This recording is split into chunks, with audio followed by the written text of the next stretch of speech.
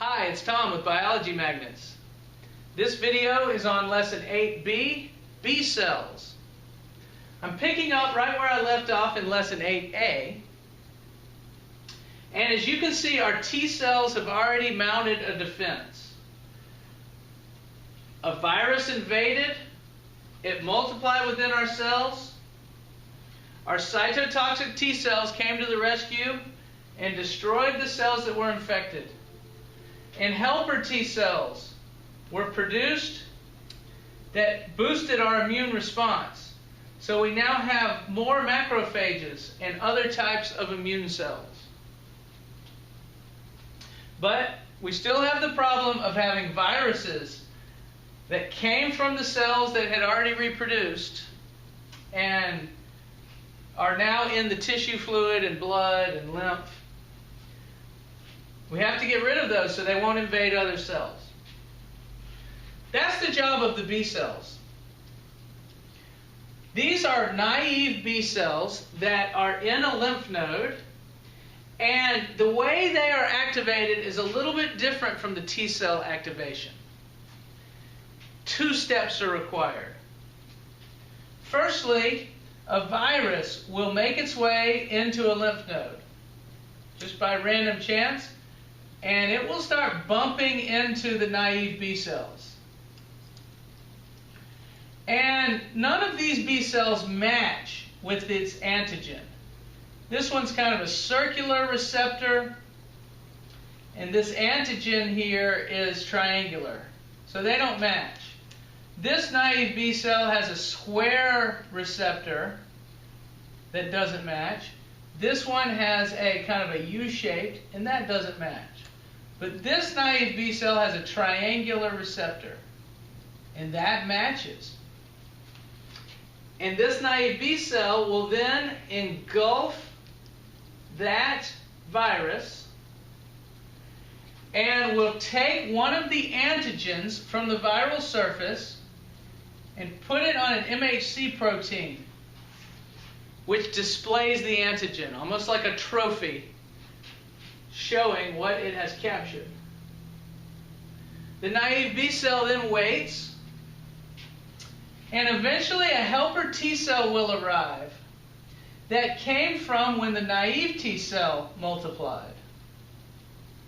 The helper T cell will come into the lymph node. There will be interactions between these cells bumping into one another. But eventually the helper T cell will match that antigen. And when it feels that match, it will spray chemicals called cytokines. Cytokines onto the naive B cell. And it's the combination of the helper T cell interaction and the capture of the virus which allows this naive B cell to be activated. And it will have what's called a clonal response. It will clone itself over and over again. And it will make, let me just move these to the sides, it will make a large number of clones, hundreds, even thousands, maybe millions. I don't know the number, but anyway, it's a lot. And you get all these cells that have the same receptor as the original naive B cell. Let's talk about the plasma B cells, what they do. You have plasma B cells and memory B cells that come from this clonal response. The plasma B cells have the ultimate weapon against these viruses.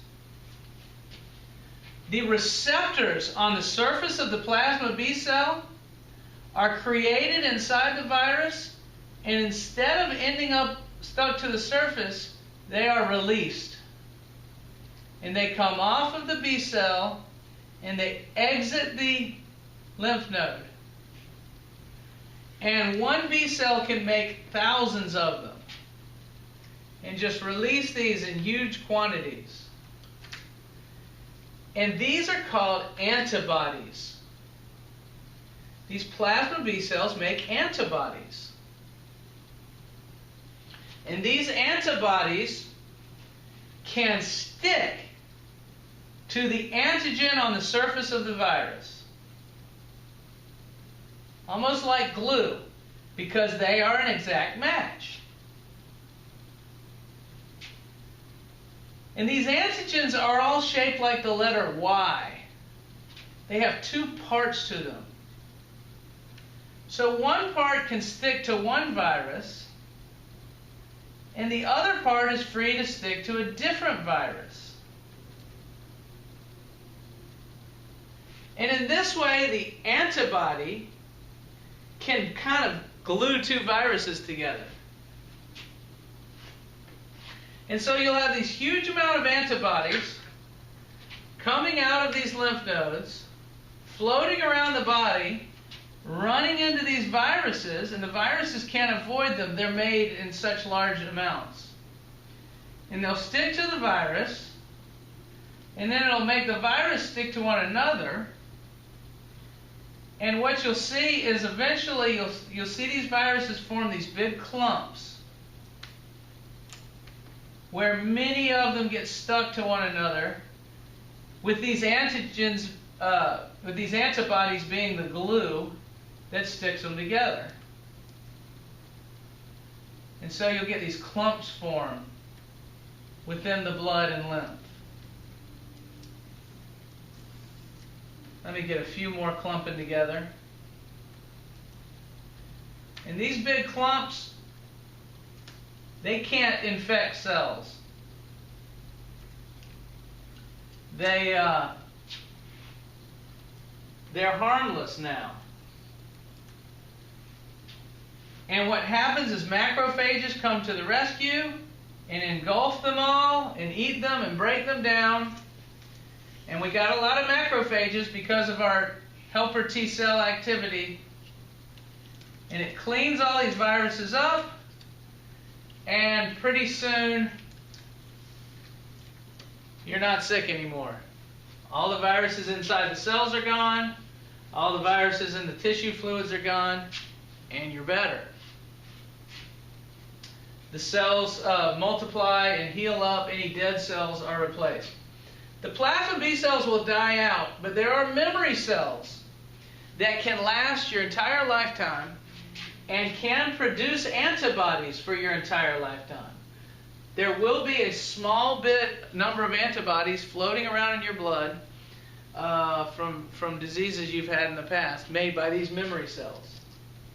And they provide long-lasting immunity. So that was the B cell activity. It's very topical since the coronavirus came out. If you want extra exercises for this or detailed lesson plans, go to biologymagnets.com.